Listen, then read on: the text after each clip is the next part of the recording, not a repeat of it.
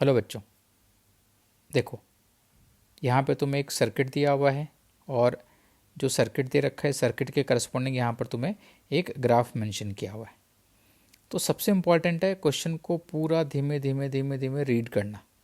एक बार अगर तुमने प्रॉब्लम को रीड कर लिया, प्रॉब्लम तुमको समझ आ गई, तो किरचॉफ्स की इक्वेशन लिखना तो सबको ही आता है ना। मैक्सिमम क्या, E minus I R plus E minus E equal to zero, इस टाइप की कुछ इक्वेशन तो लिखनी है। तो बेसिक फंडा है कि क्वेश्चन को धीमे धीमे पढ़ के एनालाइज करना। एक बार एनालाइज कर लिया तो उसके बाद क्वेश्चन तुमसे हो जाएगा। तो पहले क्वेश्चन को रीड करो, फिर इसको सॉल्व करना स्टार्ट करते हैं अपन। चलो अब क्वेश्चन नंबर 1 कैलकुलेट करते हैं। तो देखो ये ग्राफ गिवन है और तुमसे पूछा है E1 क्या होगा, और E1 की वैल्यू फिक्स है। यहाँ पर वेरिएबल कौन है, यहाँ पर वेरिएबल है E2 और E1 की वैल्यू फिक्स है। तो देखो जब E1 इक्वल टू E2 होगा तब इस लूप की इक्वेशन अगर हम लिखेंगे, when E1 equal to E2, इस लूप की इक्वेशन लिखेंगे तो इसमें जो करंट आएगी यहाँ पर, ये करंट जीरो आनी चाहिए इसके थ्रू। एक बात। दूसरी बात, E2 बहुत बड़ा है, मान लो E2 बहुत बड़ा है। अगर E2 बहुत बड़ा होगा ना तो E2 ही अपनी करंट इधर भी फ्लो कराएगा और E2 ही जो है करंट को इस तरफ लेके आएगा, तभी तो E1 plus I R equal to E2 हो पाएगा। अगर E2 बहुत बड़ा हो गया तो E2 की करंट इसमें R2 में ही फ्लो करेगी और E2 वाली करंट का एक हिस्सा जो होगा वो R1 और E1 के थ्रू भी आएगा। यानी ये करंट यहाँ पर इधर भी आएगी और वही करंट R2 में भी जाएगी। इस तरह से यहाँ पर करंट फ्लो करने वाली है। तो इसका मतलब ये हो गया कि E2 एक लिमिट से ऊपर बढ़ाएंगे तो E2 बढ़ता जाएगा, करंट बढ़ती जाएगी। इसलिए ये वाला जो ग्राफ दिख रहा है ना, ये वाला जिसमें अपन E2 बढ़ाते जा रहे हैं, करंट बढ़ती जा रही है, तो ये ग्राफ होगा करंट थ्रू E2 के लिए, और ये वाला ग्राफ होगा करंट थ्रू E1 के लिए। ये सबसे पहले यहाँ पर हमको विजुलाइज करना पड़ेगा कि ऐसी करंट यहाँ पर आ गई है।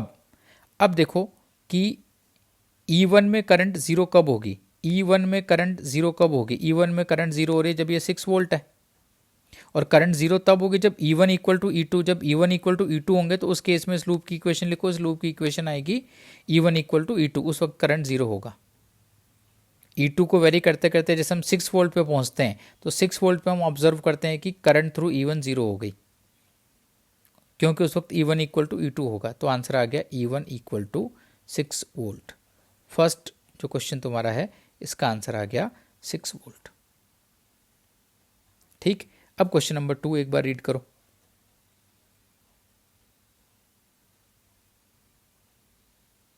R1 और R2 की वैल्यूज पूछी हैं। चलो देखो, R1 एंड R2 की वैल्यूज़ के बारे में डिस्कशन करना है। तो यहाँ पे देखो ग्राफ में कुछ मुझे दिख रहा है कि यहाँ कुछ मेंशन किया हुआ है। ये क्या है देखते हैं।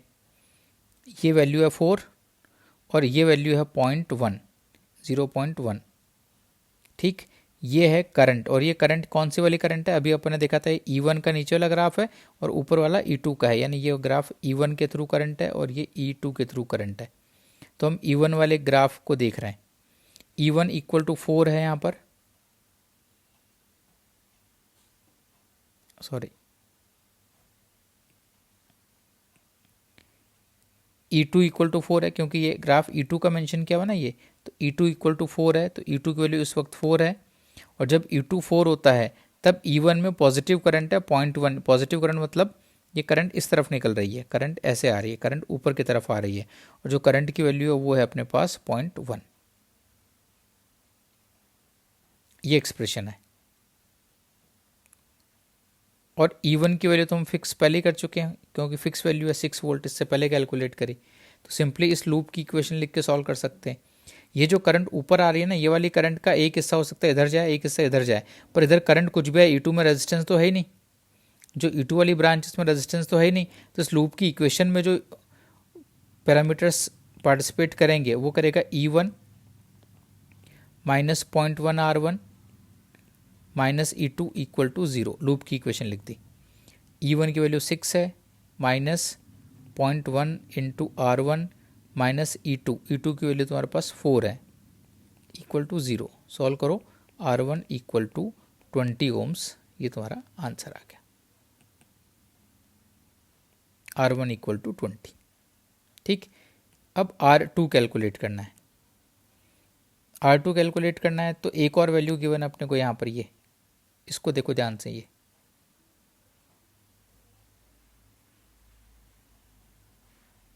कैलकुलेट कर सकते हैं इसके थ्रू कुछ। ये E1 के लिए था ग्राफ और ये E2 के थ्रू जो करंट है उसके लिए था। कोशिश करो कैसे कर सकते हैं। तो देखो ये कितना हो गया, 6 7 8, यहाँ पर 8 वोल्ट है, ये E2 8 वोल्ट है।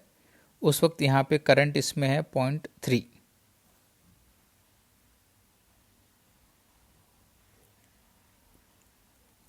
और क्या कर सकते हो इसमें, इस करंट के बारे में कुछ बोलें। ये वाली करंट जो दिख रही है यहाँ पर, ये वाली करंट, ये करंट कितनी यहाँ पर है, ये करंट है यहाँ पर, ये करंट है 0.1 माइनस में।